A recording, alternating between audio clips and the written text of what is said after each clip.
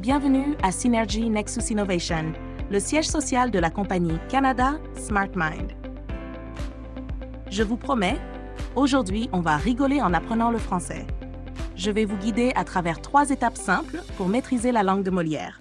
Alors, accrochez-vous bien et préparez vos zygomatiques, parce qu'on va mélanger la théorie, un exemple pratique et quelques exercices qui vont vous faire travailler les méninges tout en vous amusant. Menu des 3 étapes. Théorie. Le temps, c'est de l'argent. Comment les temps verbaux influencent vos conversations quotidiennes. Exemple. Une journée dans la peau de quelqu'un qui sait jongler avec les temps. 3 exercices. 10 phrases, 3 choix et des explications qui pourraient changer votre vie ou au moins votre niveau de français. Étape 1. La théorie. La proportion des temps dans une conversation quotidienne. Vous savez ce qu'on dit, le temps, c'est de l'argent. Mais dans le monde de la langue française, le temps, c'est aussi beaucoup de casse-tête. Les Français adorent jouer avec le passé, le présent et le futur, comme si c'était une partie de ping-pong verbal. Mais qu'est-ce qui se passe vraiment quand on parle en français? Eh bien, selon des études très sérieuses et un peu inventées pour l'occasion, voici comment les temps se répartissent dans une conversation quotidienne. Passé composé incompensant. Parce que tout le monde adore raconter ce qui s'est passé hier ou il y a 10 ans. Présent. Parce que vivre dans l'instant, c'est crucial. Mais surtout parce qu'il faut bien dire ce qu'on est en train de faire. Futur simple. Parce que rêver de demain, c'est bien, mais on sait tous que demain n'arrive jamais vraiment. Alors maintenant que vous connaissez la recette magique, plongeons dans un exemple concret. Étape 2. Exemple, une journée dans la peau d'un expert des temps. Imaginez, vous vous réveillez un matin, vous vous dites « Aujourd'hui, je vais tout faire en français ». Alors, vous commencez. Passé composé. J'ai rêvé que je gagnais à la loterie. Ça, c'est toujours un bon début de journée. Présent. Je suis en train de préparer mon café, parce que sinon je suis un zombie. Ce soir, je vais regarder ce film français dont tout le monde parle. Je comprends pas un mot, mais c'est pour la culture. Vous voyez, c'est aussi simple que ça. Un peu de passé pour rêver, un peu de présent pour survivre et un peu de futur pour espérer. Étape 3, exercice. Testez votre compréhension. On passe aux choses sérieuses. Ou pas trop. Voici un petit quiz pour voir si vous avez bien tout compris. Attention, certaines questions sont plus vicieuses qu'elles n'en ont l'air. Quiz, choisissez la bonne réponse pour chaque phrase. 1. Hier au cinéma. Ah, je suis allée, j'irai, je vais. En ce moment, j'ai un livre passionnant. Lisais, Billy, si, lirait. Demain, il beau.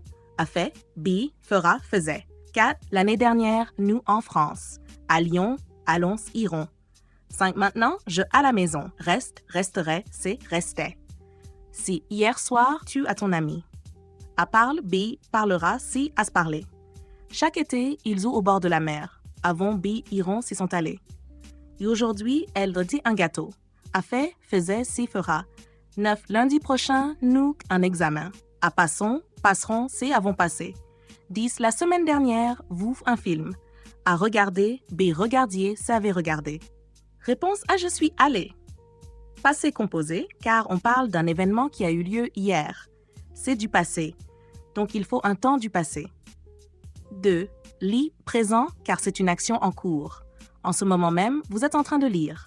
3. Fera, futur simple, car on parle de demain, un événement à venir. 4. À Lyon, imparfait, car on parle d'une action habituelle dans le passé. 5. Reste, présent, car c'est une action en cours qui se passe maintenant. 6. À se parler, passé composé, car c'est une action qui s'est déroulée hier soir. 7. Vont, présent, car c'est une habitude qui se répète chaque été. Oui, a fait, présent, car elle est en train de le faire maintenant. 9. Passeront, futur simple, car l'examen aura lieu lundi prochain. 10. Avait regardé, passé composé, car c'est une action qui a eu la semaine dernière.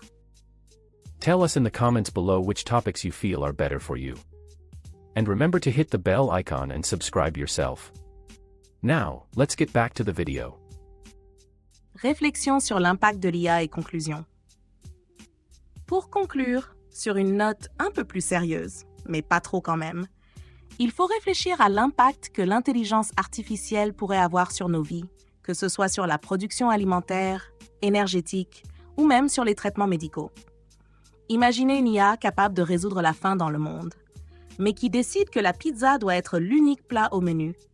Ou bien une IA qui trouve un remède contre le vieillissement, mais qui vous fait ressembler à un bébé de 90 ans. Le progrès, c'est bien, mais il faut toujours garder un œil sur la machine. Merci à notre sponsor, Canada Smart Mind, qui vous propose un cours quotidien en anglais et en français pour seulement 0,20 d'un jour. C'est flexible, abordable et ça s'adapte à votre mode de vie. Et rappelez-vous, pas de miracle, il faut faire le boulot vous-même. N'oubliez pas de laisser vos commentaires, de liker, de vous abonner et de partager cette vidéo avec vos amis. Les liens vers notre site sont dans la description ci-dessous. Aidez-nous à rendre les prochaines vidéos encore meilleures en partageant vos retours. Ne remettez pas à demain ce que vous pouvez faire aujourd'hui.